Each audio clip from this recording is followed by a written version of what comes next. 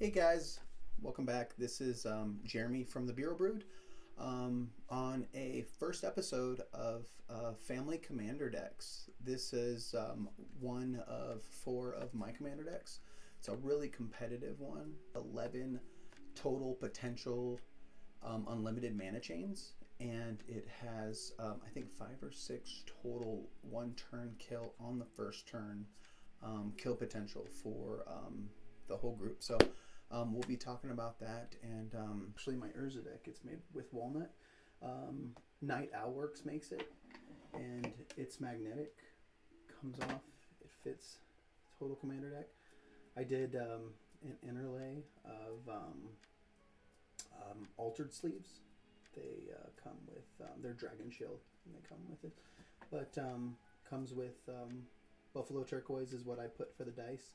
This is for playing against 4 people, so I have 3 dice counters for each individual life bonus. These are some of the cards that are collected around it that are in the deck personally. The cool thing about this box is actually it comes with a commander box. Sorry, it's a little dusty. I have not opened this bad boy up in a while. So it comes with the dice counters, everything that you can put on top of it, which was really cool. And then also what I did with Urza is I made a specialty from Dragon Shield you're able to customize. So I got Urza's Saga, and then I got him through the years, which is paying homage to him because he is my favorite person in the whole game. So as you see, this is a complete deck. It's dedicated towards him, and this is the the win condition. And with the win condition, it is going to be Thassa. So Thassa is, once you get one of those unlimited mana chains, you play it until you reach her. Well, you actually play your entire deck, and you just play her with the devotion. You draw cards, which you do not have anymore, and you just win the game because of her ability. If you do not have cards that you can draw, you instantly win. The secondary win condition is if she does get discarded, exiled, non-playable anymore, in any means, you do have Nexus of Fate and Voltic or Manifold Key, because Manifold Key will allow you to actually attack them directly without getting hit, and your golem, usually you'll have it stacked with artifacts that he'll only have to take a couple hits, or your planeswalker or your commander if you need it, because you'll just take turn after turn after turn and then they won't get hit. So those are your 2 win conditions for this deck. And in terms of the win conditions, there is 11 total mana, unlimited mana chains, but there's a total of 5 cores within those. So within those 5, 11 can be made. So the first one we'll talk about is Basalt. Basalt is one of the most efficient, it's one of the most effective, and it's one of the most widely used ones. It's artifacts, so anybody can use it with any deck, and literally you just tap it twice to configure the 2-coster, or you untap it twice because it goes on the stack. So it's this unlimited mana chain, as well as its counterpart, which is Basalt with Power Artifact. So Power Artifact creates the untap step as creating as 1, so you get 2 additional mana every turn. So that is an unlimited mana chain as well. It's a pretty efficient and very easy one to get. Definitely cheaper than the other one. And the next one is actually the cheapest. It is Grim Monolith. This thing just does its job. The only way you can do it is with Enchant Artifact. But, you know, it's the rich man's unlimited mana chain. So that's one of the aspects of Enchant Artifact. That's actually one of the big components to this whole deck is Enchant Artifact. And the next one is actually, there's 3 parts to this, because almost all 3 of them require Rings of Bright Earth, Power Artifact, and Voltic Key. So what you have to do is you have to Power Artifact the Rings of New Earth. Oh, Rings of Bright Earth. Sorry, yeah, Rings of Bright Earth. And whenever it gets reduced to 1. So the activation of that, because that's activation, you have to pay 2. So now you'll actually only have to pay 1. So with that and the Voltic Key, it only costs 2, essentially making Mana Vault only cost 2 mana to untap both of them and he produces 3, so it's unlimited mana.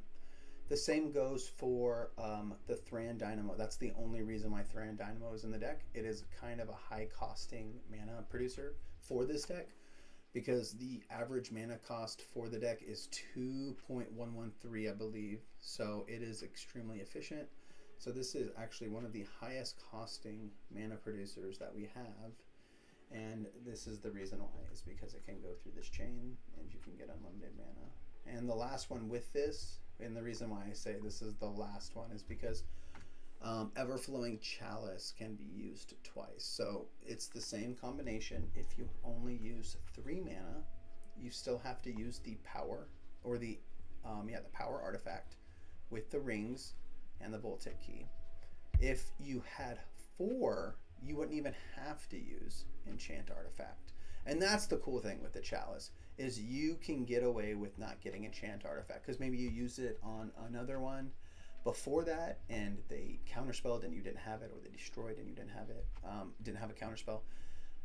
It gives you more possibilities, and that's the one that I like. It's a little bit more versatile, just a little bit harder to get out because you have to set it up like the next one. And the next one is Pilipala. So Pilipala is one of my favorite ones because he really only requires one other card with every single combination. He has 3 different combinations and he only needs one other card. The first one is the Grand Architect. Basically, he makes unlimited blue mana. The only thing is you have to have him out because this deck does not have haste, so he has to be out for a turn. So hopefully you have a counterspell or you have something to keep him out. At least I do, praying that that's all I need. And keeping him out for the Grand Architect to be placed out next turn and to be able to proc the ability, because his ability only requires a creature to tap. It does not require any activation other than that, so you can use it the first turn he comes out into play. The next one with Pilipala is actually Power Artifact. So you can Power Artifact his ability, essentially making it only cost 1. So you're essentially making 2 mana for the price of 1, which completes the unlimited mana chain, and it's actually super simple. The next one is kind of the same aspect, but different card. Training Grounds. So Training Grounds can also be used to synergize with Urza if you are just down on cards or you need something to go off of. So I like Training Grounds in that aspect, in terms of it goes with your commander, and it also goes with Pilipala. So it is the basically enchant power artifact for artifact creatures, so, or the abilities of creatures. So it's the last version of Pilipala's form, but you do have to have Urza out to complete it. And the last but not least, which is the main one, and it is the Scepter, the Ishan Scepter, and Dramatic Reversal. This is kind of the bread and butter one, because this is the easiest one to get out if you have enough artifacts to use. And this is the one that I actually kind of like the most. And I find this to be quite, I find this one to be one of the better ones. It's just a little bit easier than all the rest, besides the Grim Monolith and the Enchant Artifact. There's a lot of draw to get these cards. And same with the Grim Monolith and the Power Artifact. And we'll get into the draw phases, because the draw phases, you actually have specific cards that can specifically draw these cards, which is disgusting. But we'll get into the first turn kill. So the first turn kill, what we're actually going to go through is we're going to go through the Jeweled Lotus aspects. This is the one where the Jeweled Lotus, it basically almost makes your Planeswalker free. Because when you bring out your Planeswalker, he comes with a Golem that can tap for mana. So essentially, he's free. And because the Golem is a mana source for you. And this is 3. So 3 with the land or with colorless will bring out that. And that's exactly what this is. You tap the Jewel Lotus and you tap the Mana Crypt. It's because you always want to tap a colorless. Make sure you have blue, because there is certain combinations where you will need 4 blue mana. And if you mess up and people are particular on it, they're going to be like, that's a colorless, that's not a blue, because you tapped wrong. And there's a combination in here where you have to tap all 4 blue or you will lose. So because you need to bring out the Planeswalker, or you need to bring out your commander as well as use a card. And this one is you bring out Mana Crypt, you pay for Jeweled Lotus, that's 3 plus 1, which is 4. So now you have 1 floating colorless, and you have that blue artifact colorless that was just summoned from Urza. So now you have one artifact to tap that's blue. You have the colorless, you have the island, and you have the bauble. And the reason why I did the bauble is because it can be any 0 costing card. You can have the chalice, you can have any bauble. The cool thing is, like, you could have the lotus petal too, and still even keep the lotus petal because you don't even need to use it to sacrifice. So it would essentially gives you 4 mana, and you only need 4. You need 2 to bring this out and 2 to tap it. And you need enough mana in here, enough artifact mana, to produce over 2. If you can produce over 2, which this completely does. 2, 3, 4. Produces 4 mana, so that's good. The same thing that goes with the next one. So the next one just shows that it's just different cards. You just have to have 4 of the mana. With this one, you need 5 because you need to pay for the 1 colorless of the Mana Vault. So you do 3 plus... you can tap the island to bring out the Mana Vault. Tap the Mana Vault, which gives you the 3 colorless, and use the colorless for the Jeweled Lotus. So you use the 3 with the 1, which still gives you 2 colorless left, with the bauble, and then the artifact that he brings out, which that's 4. So that 4 will give you enough to untap, and then that gives you 3 colorless and a blue, which is enough to unlimited mana chain. The next is another Jeweled Lotus, but this is a little bit different. This is a power artifact. So you're going to actually power artifact the Basalt Monolith. And this shows, and what I tried to show here is that it's not just all of the really cheap spells that you can bring out that cost 0. Like, you have the Mana Vault. 6. It creates 6, sorry. So you have enough to untap and tap, and this is an unlimited mana chain. The next one is the same. It's the Grim Monolith. And the Grim Monolith is... The next one is a Mox Opal. Island, Mana Vault. So it's the Ishan Scepter. But this is the most basic Ishan Scepter one. This one you do not need any jeweled like the other ones. You just need the Mox, the land, the Mana Vault, and the Scepter. Because this actually creates your unlimited blue mana. So you can bring out your commander and then play it. But you need the Mox Opal because it has to. And then you would need these 3 artifacts because the Mox Opal has Metalcraft. You can only use it if it has 3 colors.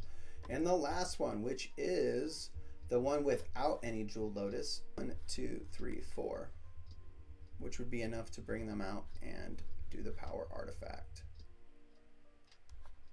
But you would not be able to have... Well, actually... So what I messed up with these ones is when you bring these out, you have to tap them. So when you bring out the Mana Crypt, with the like you bring this out, you tap it for 2 to bring out the Grim Monolith, and then you tap that for 3. So you have to use that 3 colorless with the Jeweled Lotus. And that's where the extra mana is to untap it with is untappability. That's how you create that one. I forgot to mention that you have to tap the Grim Monolith as well. So with all of these, you have to tap it because you're using this to untap it. So you're still using that mana. And the same goes with this one. So you would use Mana Crypt, tap it, bring out Grim Monolith, tap that, which would get 3, bring out Mana Vault, which would take 1 away, you would have 2, tap that for another 3, which would give you 5. Then you would have 5 total colorless, and then 3 blues.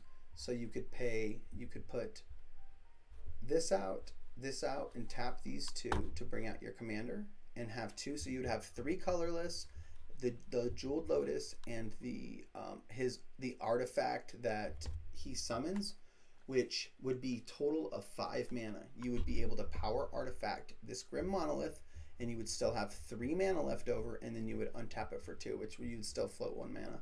And then you just keep on doing it, and that would be unlimited mana. It's the same for all of these. Every single one is designed, and it's triggered that way. As soon as you can do this, every one of them will give you first turn kills.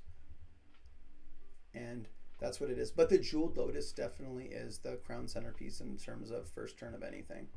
I'll be honest. First turn is so unlikely. I've only won on turn 2 twice in this deck, and it's so hard, and it was rare, like so rare. So Getting first turn is probably impossible, almost impossible. There's tons of combinations, you can see them, but realistically, that's not going to happen. That is definitely not going to happen. But what we'll get into is we'll actually start getting into the cards that come into the deck. And we're going to start out with the control cards, because these are the cards that are going to keep you alive.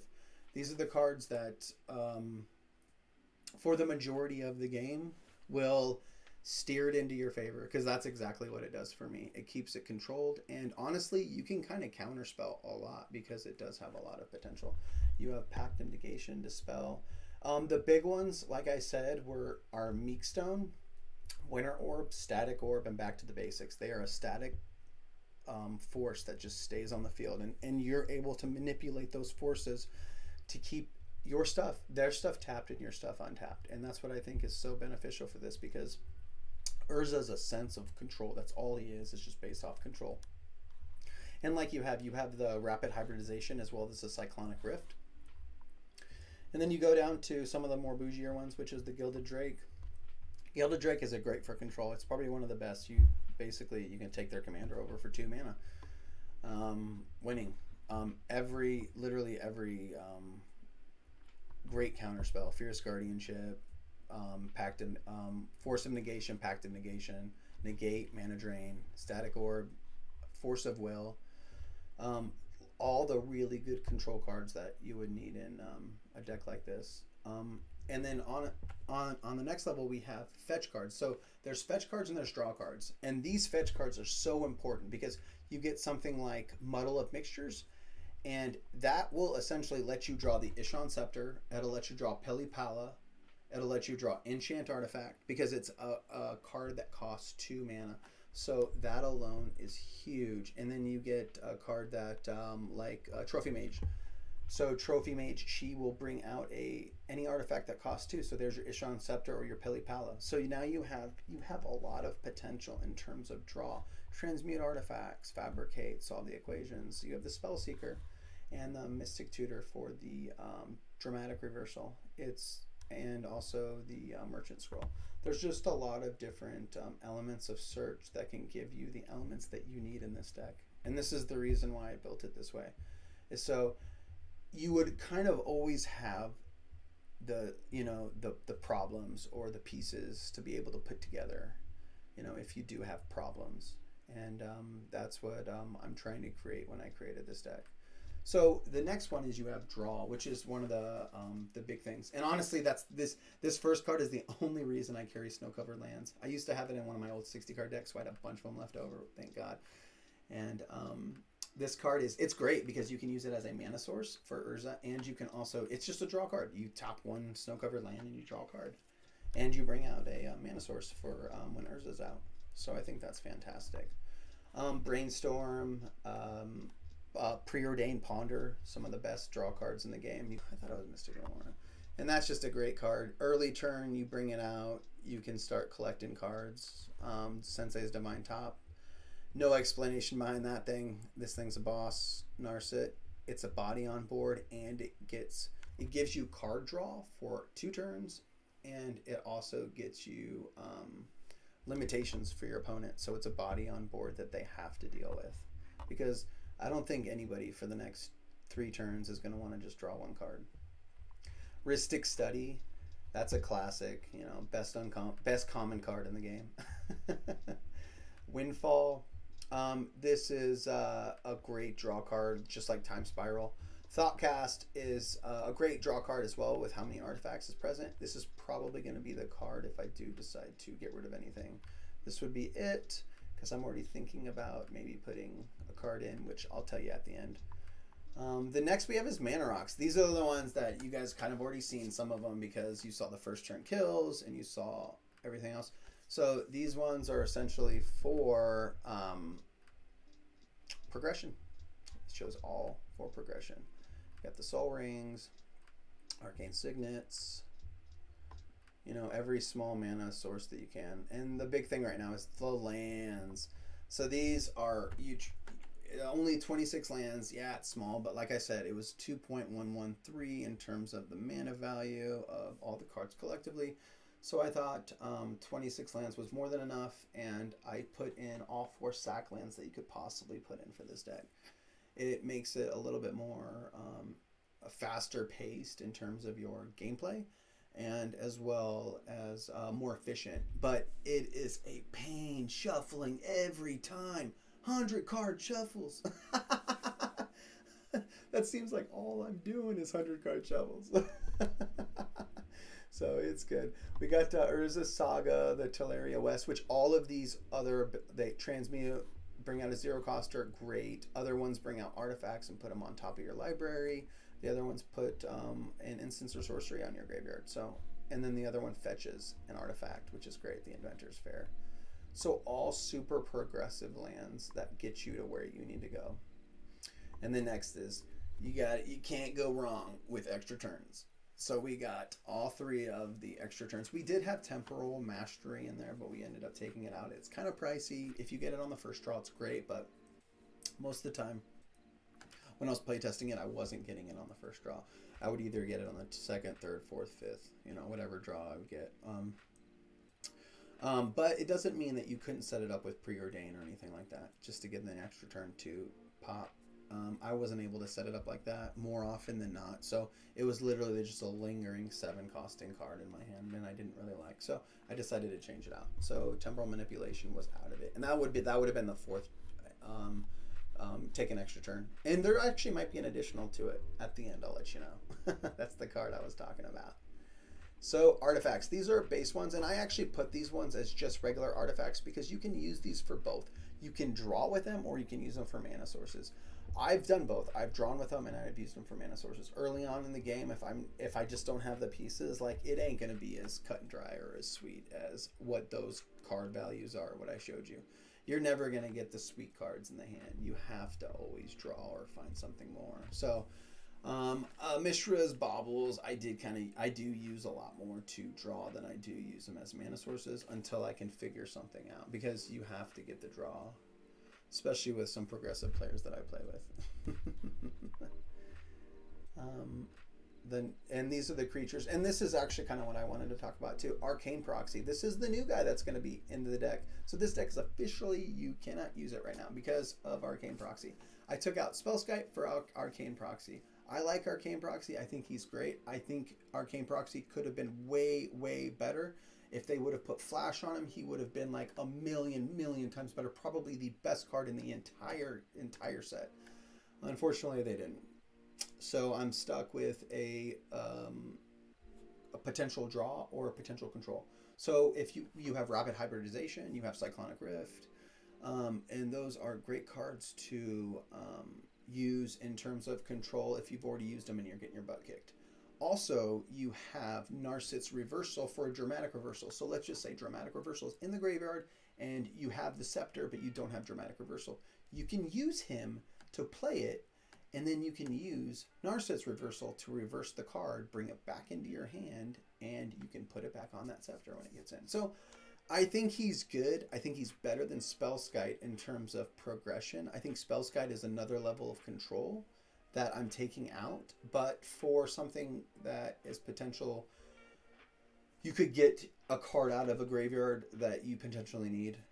It's worth it. Even Cyclonic Rift, you use that and then you use Narset's Reversal for it. You have Cyclonic Rift that you can overload in another level of control, because Cyclonic Rift is one of the best cards in the game in terms of control. That is the big thing, was the Arcane Proxy, and then you got the enchantments. Copy Artifact, which is great. So if you have to sack an artifact to search for an artifact, like a couple of the cards up there do, you can always copy the artifact, because maybe you might want to keep that artifact that you're trying not to sacrifice, Dramatic Reversal, Narset's Reversal, kind of speaks for itself. You got the win conditions, and then you got the sideboard. So the sideboard, what I did is it's got Spellskite, which is what I'm replacing, and then it also has, I replaced Temporal Mastery as well, but it also has Savor the Moment. Take an extra turn, but you don't untap. So I like this card because, for one, it's card draw, and for two, it's mana. You can place some mana down. It doesn't matter if you can't untap.